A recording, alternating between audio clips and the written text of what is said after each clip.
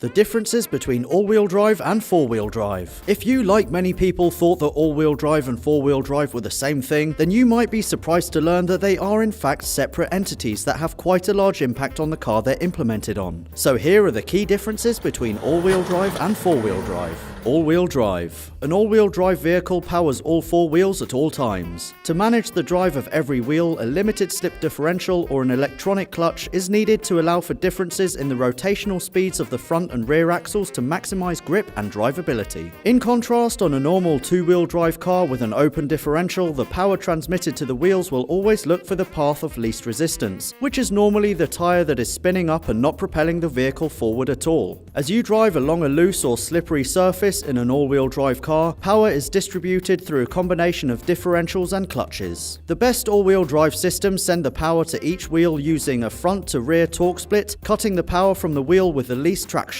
This therefore creates the potential for remarkable progress over tough terrain. Manufacturers that produce cars that are specifically designed for regular off-road use will generally fit their cars with all-wheel drive systems. This means that, as a whole, they are amongst the safest and most capable vehicles on the market, with no need for driver intervention to select drive to every wheel. Four-wheel drive. Four-wheel drive is a term given to a temporary setting on a vehicle that can be switched on and off at the driver's discretion. This normally triggers a locked four-wheel drive system which mates the movement of the front wheels to the rear wheels, creating an exact split of torque between the two axles. This makes the vehicle more capable at off-road driving but can be dangerous once back on dry tarmac surface, where axles are not designed to rotate at the same speed. In normal cornering, for example, the inside wheels have to cover a smaller radius compared to the outer wheels. So if the axles are locked together, a car can easily push on with understeer in a corner. A compromise between the two is to have an all-wheel drive vehicle that features a locking differential. This means that you can drive within the safety net of an all-wheel drive system but can lock the power distribution in place for when the going gets really tough. Land Rovers are a good example. Another compromise that has grown in popularity in recent years has been a Holdex four-wheel drive system that alternates between drive for a single or both axles. This puts them under the banner of four-wheel drive, even though they're often marketed as all-wheel drive due to only stepping in once an increase in traction is needed.